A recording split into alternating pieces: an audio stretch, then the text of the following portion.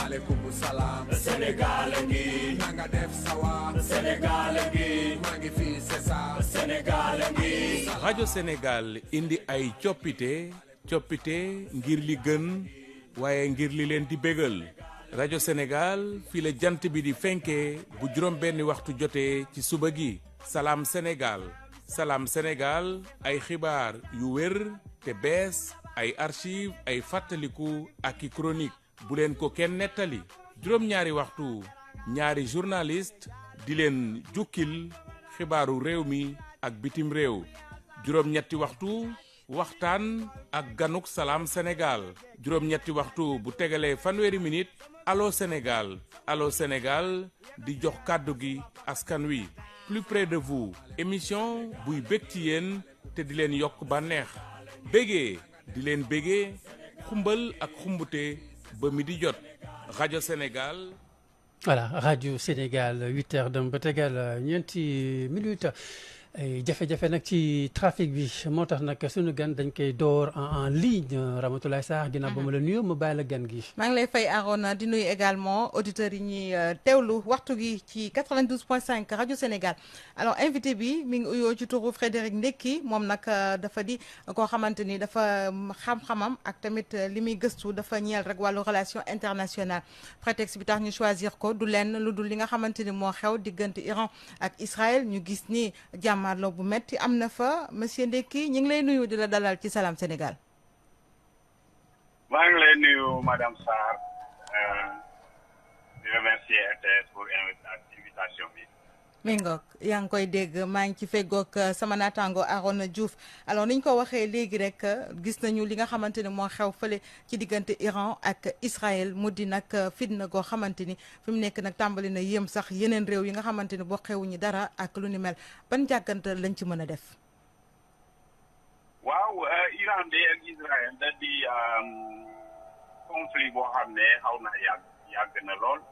conflit bu ñuy wax comme ni ñu koy waxee ci kàddu nasaraan conflit larvé la woon ci at boo xam ne dañ ko doon xeex par procuration ci yenn kuréel yoo xam ne Iran da ko doon soutenir. Israël di ko xeex monsieur Ndekki baal ñu rek nga tekki écouteurs yi est-ce que mën na nekk ndax son bi gën a mën a baax fii ci dégg-dégg. ok voilà c'est bon merci beaucoup. ok li ma doon wax mooy conflit diggante Israël ak Iran de xaw naa yàgg doonte bu ñu demee ci taar yi avant révolution 1979 bu Iran 1979 bi nekkoon nañu ñaari réew yoo xam ne ay xaritoo amoon na seen diggante déggoo woon nañ Iran wu bi muy nekk empire perse Iran wu Shah d'Iran yi ak Israël déggoo woon nañ waaye bi révolution iranienne bi amee ba léegi daal daa nekk non moo dox seen diggante ba léegi nii li xew nii fan yi nag mën nañ ne vase bu débordé la parce que ñaari dëkk yàgg nañu xeex li ñuy wax conflit ci nasaraan conflit larvé moo amoon seen diggante boobu ba léegi ñu ko doon xeex un peu par procuration diggante ci ka jaaree ci yeneen kuréel yeneen mouvement armé yoo xam ne lu mel ni Hezbollah Iran doon ko soutenir Israël aussi doon ko xeex ci terrain bi donc conflit la bu fi yàgg nekk Israël gis ni moom day def lépp li nekk ci li mu am comme doole pour empêcher Iran am arme nucléaire Iran aussi di jéem a un peu li ñuy wax ci relation internationale équilibrer un peu la terreur équilibrer un peu puissance fexe ba ñoom it ñu am ngànnaay bu mel noonu doole bu mel noonu parce que ci relation internationale bu nu fàtte benn affaire ñaar ñi yem doole dañuy fexe ba di moytu pour dugg ci xeex loolu moo am daal ci relation internationale ak li yenn yi bu xewee di mën a susciter comme émotion yëpp waaye réalité relation internationale nii la loolu moo fi dominé mooy benn paradigme benn école ci ñiy jàngat relation internationale boo xam ne li ñuy wax école réaliste amul ci scène internationale benn genre ab gouvernement boo xam ne moo féetee ñëpp kaw donc doole dafay bëri liñ koy jëfandoo ci jëflante diggante ay réew. loolu moo fi prédominé ci diggante ñaari réew yi.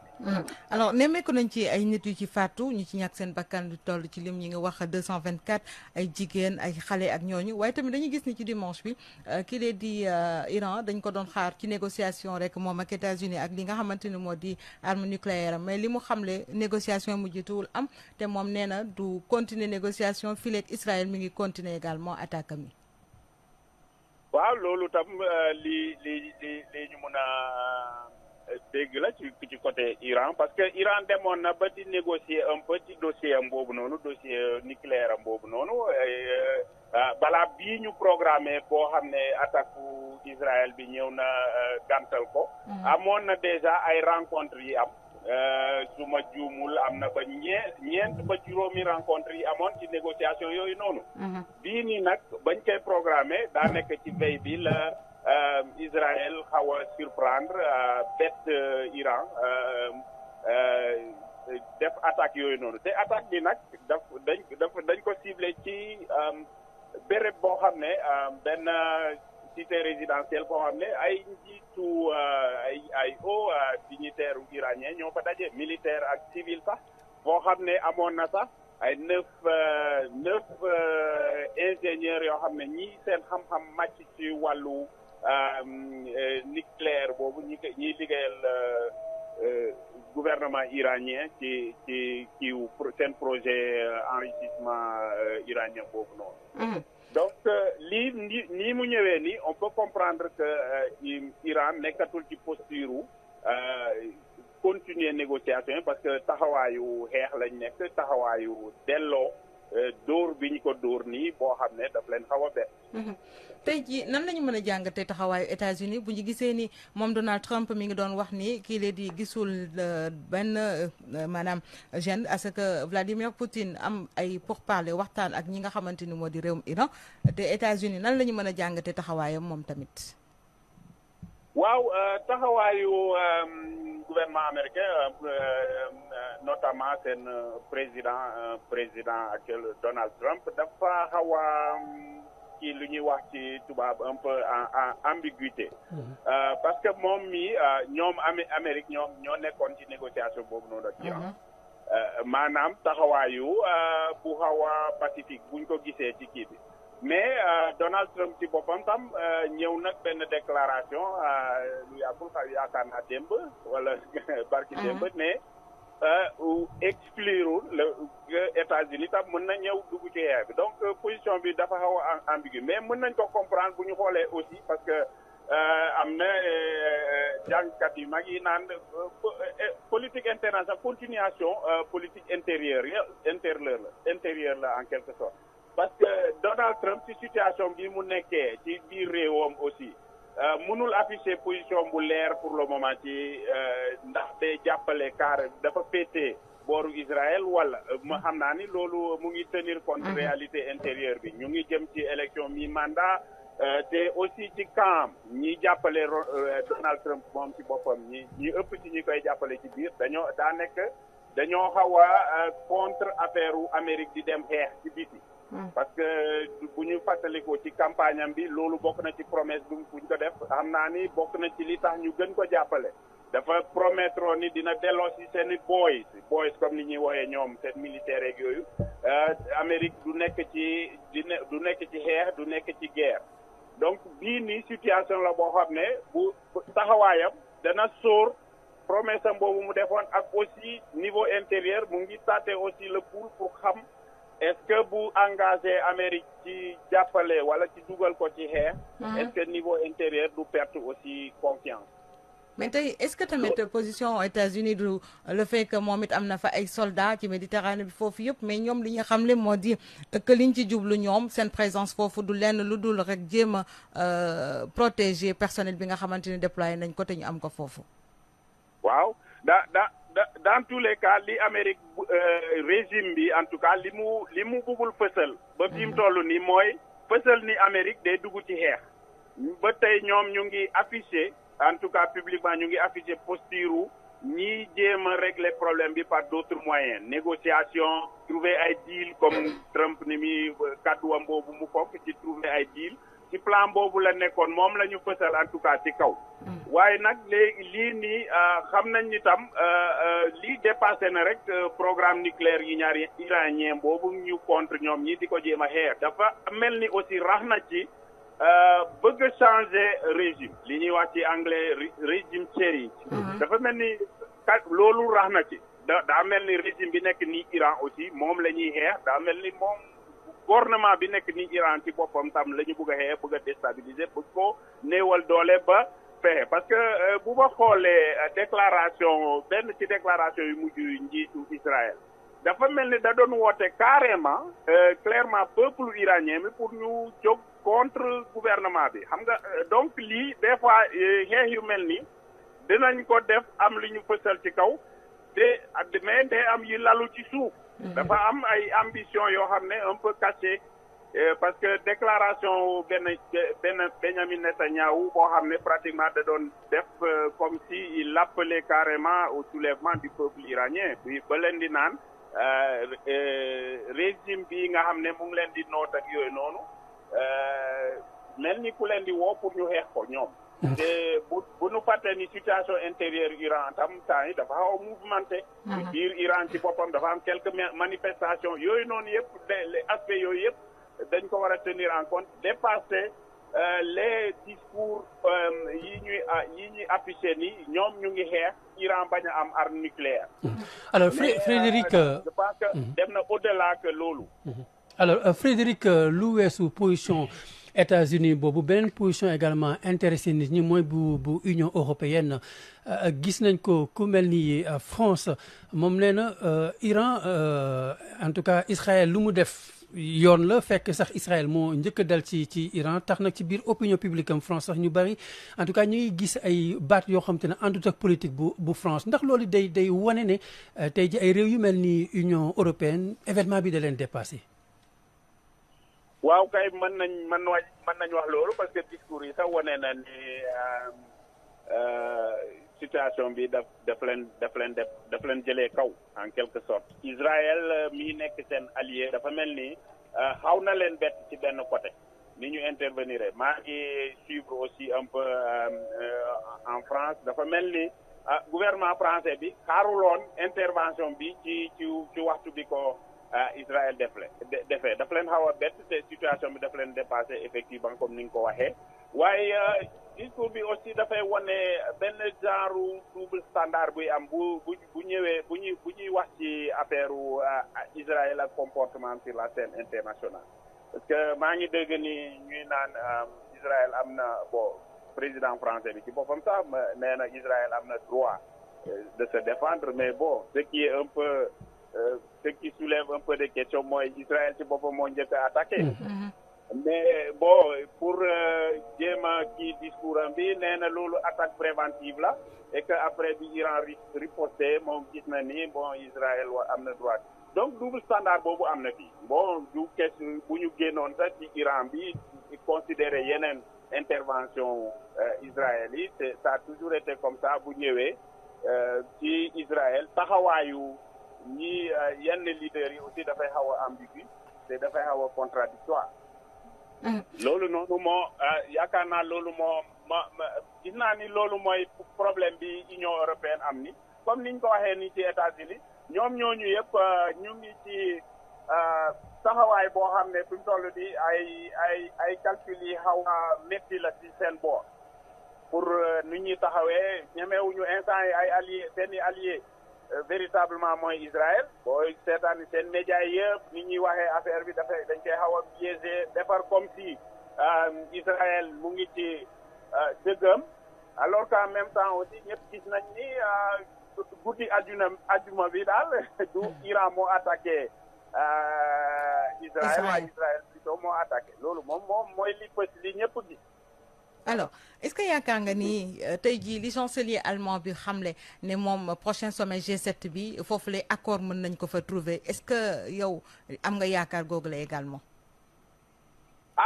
heure bi fii ñu toll nii moom ak taxawaayu Iran parce que accord moom dafa waroon nekk ak li yaakaaroon nañ ko balaa attaque bi Israël bi def am. te Israël attaqué wul yem ci loolu nee na mën na continuer ci fan yi nii. ñu ngi naan ci diggante semaine bi ak ñaari semaine yi topp yi nekk suñu kanam ni xeex bi dina continuer. mu ngi jéem a néewal doole Iran tam a ngi def li mu mën pour jéem a attaqué xam nañ ni fi mu toll nii yematul ci ciblé ay sites yu ñu yaakaar ni foofu la Iran nekk di développer arme nucléaire comme Natanz boobu moom attaqué nañu ko mais ñu ngi ciblé ay dépôts de carburant ay sites yoo xam ne finalement nekkul clairement foo xam ne Iran mu ngi fay développé kii wam nucléaire am boobu noonu. est-ce que donc fii mu toll nii yaakaari accord ci court terme man de gawma ci ñi ko yaakaar xam naa ni lii mu ngi ñuy dugal ci complication yoo xam ne xëy na dinañu delluwaat ci négociation ba mun a trouver accord waaye du noonu ci lu gaaw. est-ce que da ngay ànd ak ñi nga xamante ni li ñuy gis jàngat bi ñu am moo di violation la ñu gis ci droit international bi nga xamante ni nag Israël moo ko def. si bu wër quand même violation droit international Israël mu ngi ci du léegi d'ailleurs sax preuve bi mooy cour am nañ sax ay mandat d'arrêt bu ñu lancé contre seen njiit donc violation droit international loolu moom lu leer la du ci cas bi rek mais bëri na ci cas yi ko Israël def loolu moom ku bëgg a analyser froidement moom li ñu war a nangu la mais comme ni mu ko waxee sànq xam nga loolu beneen école la ñoo xam ne dañuy jiital ay liberté ay droit ak yooyu noonu mais dafa am école te Israël ci école boobu la bokk ni mu gisee relation internationale ni ñuy comporté wu ci scène internationale mooy aspect réaliste bi te ni ma ko waxee ci njëlbeen amul nguur véritablement boo xam ne féete na ñëpp kaw bon yii nii organisation des nations unies gis ngeen ko mu ngi fii ay institution internationale yi mu ngi fii waaye Israël musul vraiment suivre wala jéem a respecté ñooñu noonu bu ñëwee ci bu ñu tolloo ci comporté wu wala agir pour défendre li ñu yaakaar ni mooy seen intérêt te moo war a doon seen taxawaay ci région boobu ak ci monde bi. alors monsieur Ndeki bu ñu gisee yenn jàngat yi nga xamante ni suñu ay politique am nañ ko fii ci mbir mi dañu gis ni ñoom li ñu gis moo di États-Unis daal fi mu nekk nii dafa nekk ci complicité boo xamante ni bu mu fësalul la moom ak ay alliés ci complicité la ñuy doxee nii. waaw États-Unis moom musul wala boog ñëpp xam même bu ko waxoon ñun ñi yëpp xam nañ ni allié am daal boo xam ne allié bu yàgg la allié bu solide la Israël. dem na ba seen xarito boobu wala seen relation boobu tax na ba Israël des fois danay def loo xam ne ci ñi jiite Amérique des fois duñ ko buggee noonu. intervention bi par exemple boo xam ne kii na nii gis naa ni ku mel ni Trump moom li ko doon gënal mooy négocier jéem a trouver deal trouver accord xam naa ni ci taxawaayu Trump actuellement moo ko gënal mais xoolal gis nga ni Israël dem na attaquer Iran ci moment boo xam ne sax moom mu ngi yaakaar ni mën na négocier trouver deal donc seen lëkkaloo boobu noonu mu ngi fi double standard bi tam comme ni ma ko waxee sànq mooy mu ngi fi genre 2 poids 2 mesures boobu noonu ñu ngi ñoom ñi que ça soit États-Unis que ça soit yenn dëkku Europe Occident de toute façon am nañ ko fii mu ngi fi réalité la. donc loolu ñi koy wax aussi juumuñu parce que li ñuy observé la. D'accord alors peut-être une autre question boo xamante ni ba tey bi yoon dafa ñeel États-Unis ak li nga xamante ni ci ay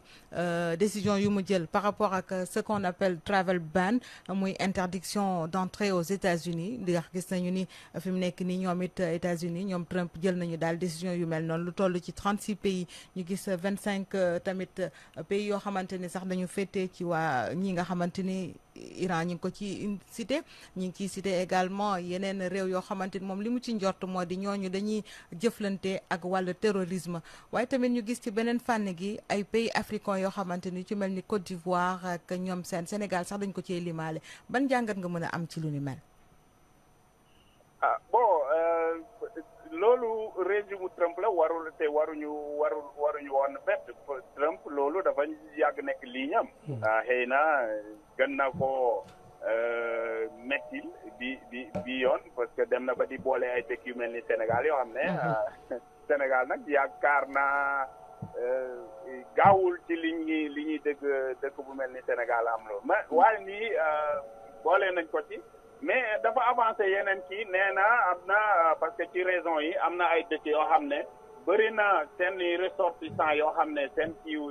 visa. nekkuñu en règle. voilà nekkuñu en règle ak yooyu bon yooyu ci côté yooyu xëy na te sans que ma am ci vraiment ay données mun na nekk bu dee loolu mooy tax yu mel noonu tax na ñuy boole Sénégal xëy na mun nañu xel mun na ko nangu waaye lim comme ni nga ko waxee sànq ci ay affaire wu dañuy ragal. mu doon ay dëkk yoo xam ne dañuy lëkkaloog terroriste boo ci boolee lu mel ni Sénégal bon day xaw a am. Sénégal bokkul ci réew yooyu. Sénégal moom bokkul ci réew yooyu ñu lim. mais tey jii est-ce que mën nañu méngale également décision yi nga xamante ni kilifa yi jëloon nañ ko ci wàllu yenn ci ay bases étrangères yi fi nekkoon ñoom ñëpp pour ñu quitter réew mi est-ce que loolu mën nañu wax est-ce que mën nañ ko méngale ak réponse boo xamante ni États-Unis da koy indi ci côté boobu. waaw loolu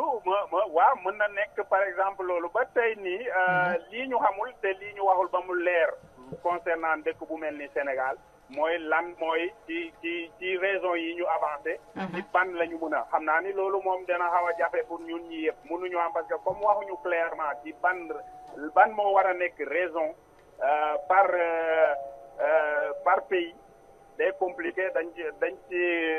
rax biñ ci rax noonu Sénégal mais mun na nekk ci raisonnement bi comme Sénégal décidé na ni léegi dafay xaw a gën a moom réewam ci kii bi du nangooti mu am présence militaire ci suñu réew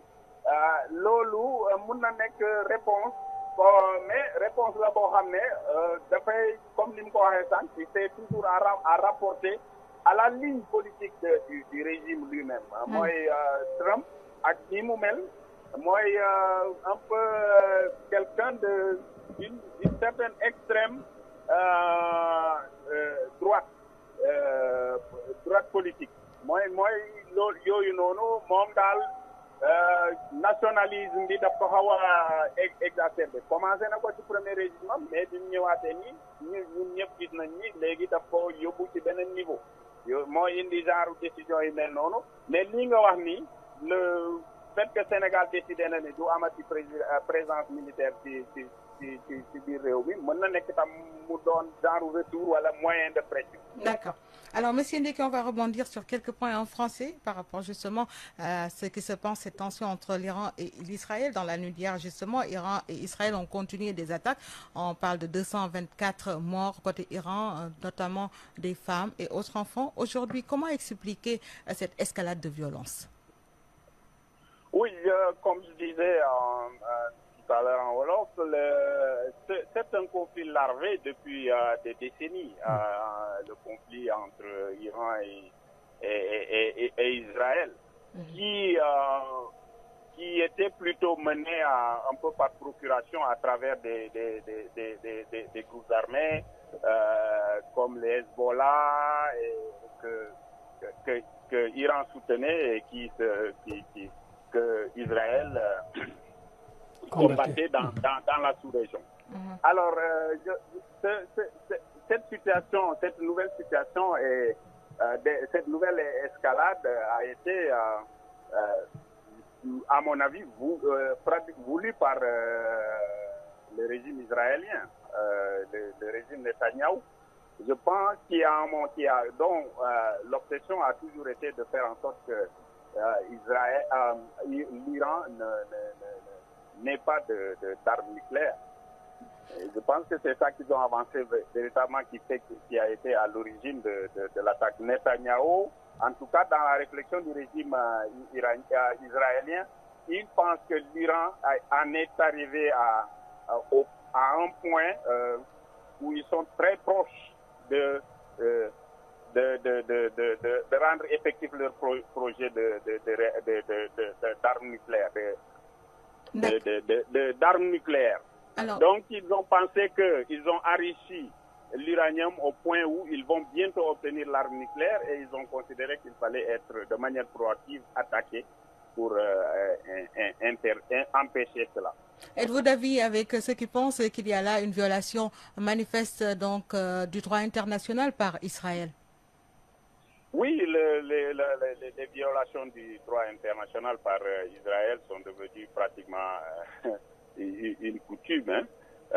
Il y a là une intervention, une attaque d'un pays sans qu'il y ait mandat ni du Conseil de sécurité, ni un quelconque mandat. Donc là, c'est déjà une violation du droit international. Il y a même, au-delà de l'Iran, puisque c'est le cas que nous essayons d'analyser actuellement, il y a eu multiples violations du droit international. Regardez ce qui se passe à Gaza. Ça, c'est même l'Iran, même avant cette attaque, cette guerre qui est en cours, il y a déjà des attaques d'Israël sur le sol iranien. N'oubliez pas que le leader du Hamas a été aux obsèques du défunt président iranien Raisi, et c'est de là qu'une attaque ciblée d'Israël l'a assassiné, puisque d'autres frappent sur le sol iranien depuis. Donc, ces violations sont récurrentes. Malheureusement, il y a comme une sorte de double standard quand il s'agit d'Israël. Hein. Qu'en est-il donc de la complicité des États-Unis et de ses alliés? Oui, pour ceux qui parlent de la complicité des États-Unis et ses alliés, je pense qu'ils ont quelque part raison, parce que les États-Unis n'appuient pas, ils appuient sur une position un peu ambiguë. Trump vient de déclarer qu'il se pourrait que les États-Unis s'engagent aussi dans cette guerre, alors qu'il était dans des négociations, il essayait de trouver un accord, il essayait de trouver un deal sur le dossier iranien, il s'est engagé activement dans des négociations, mais en même temps, les États-Unis à la veille ou l'avant-veille de cette attaque ont pris des dispositions dans la région, de mettre en sécurité leurs agents qui sont dans la région, leurs ressortissants qui sont dans la région. Donc ce n'est certainement pas une attaque d'Israël sans que les États-Unis ne soient plus ou moins informés. Donc ils sont au courant de cela. Ils sont, en tout cas, ce que certains disent, ce que beaucoup croient, et que l'Iran dit clairement, c'est que c'est fait aussi quelque part avec l'aval des États-Unis. Alors que Trump, l'une de ses promesses électorales est qu'il ferait en sorte, en tout cas dans ce mandat, que les États-Unis ne soient pas engagés dans une guerre, qu'il allait ramener les boys au pays et que les États-Unis vont plutôt adopter la posture des négociations et de trouver des deals dans les différentes situations. Alors, mais en même temps, on a comme l'impression que cette attaque d'Israël aussi l'arrange quelque part, parce que si cette attaque permettait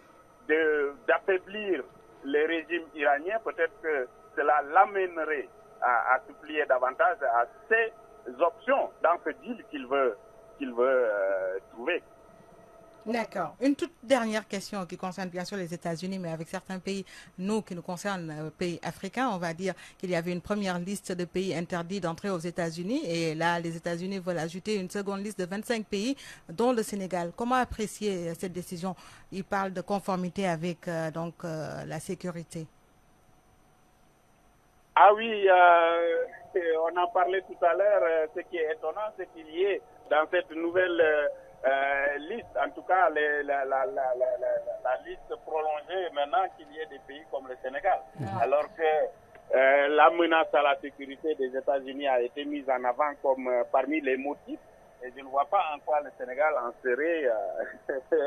partie. Donc c'est un peu étonnant. Mais il a été avancé parmi les motifs qu'il y aurait aussi des ressortissants de certains pays qui sont nombreux à être en situation on va dire de clandestinité, qui ne serait pas en règle. Et donc les États-Unis prendraient une mesure pour contraindre ces pays ou les ressortissants de ces pays à être en règle. Il y aurait aussi des fraudes sur certains documents et tout ça là, et que ce serait une sorte de mesure de retaliation, comme diraient Monsieur Ndeki, peut-on s'interroger sur la décision des autorités, de nos autorités, donc lorsqu'il s'agissait justement... Allô, vous m'entendez? Une émission, oui. Je suis à l'entrée. Oui, mais le temps est voilà. Juste la toute dernière question. Alors, par rapport à l'interdiction, je dirais pas d'interdiction, mais on a vu que nos autorités avaient demandé à ce que ces bases militaires qui sont ici, que toutes ces bases-là quittent avant. Il y avait une date qui a été arrêtée. Est-ce qu'on peut s'interroger sur cette décision également qui pourrait impacter? Oui, il se pourrait que ce soit une sorte de réponse des États-Unis à une telle décision, parce que la décision du Sénégal de faire en sorte qu'il n'y ait plus de présence militaire étrangère sur le territoire concerne aussi les États-Unis. Et donc c'est peut-être cette mesure vise aussi le Sénégal pour donner une sorte de réponse aussi par rapport à cette décision du Sénégal. Mais bon, ça peut se comprendre sous cet angle. Mais je lis cette décision beaucoup plus à la ligne politique du régime Trump, de Donald Trump lui-même. Lui, c'est un peu une politique d'extrême droite. Il a toujours été comme ça. Les questions d'immigration ont toujours été traitées de cette façon-là par Donald Trump lui-même depuis, n'oublions pas, avec les voisins, même dans son premier mandat. Donc je pense que c'est la même politique qui est maintenue et qui est en train qui est un peu en phase d'extension et de radicalisation. Merci, Monsieur Ndeki. En tout cas, nous vous remercions vivement parce que vous avez fait des pieds et des mains pour arriver. Et justement, vous êtes arrivé. Mais malheureusement, nous sommes également arrivés. Et puis, excusez la répétition au terme du temps qui nous a été imparti. Nous vous remercions vivement, vraiment, pour le déplacement. Et puis, voilà, nous comprenons avec les bouchons qu'il y a le matin. Merci beaucoup, Ramatoulaye Sarr. Merci, Monsieur Frédéric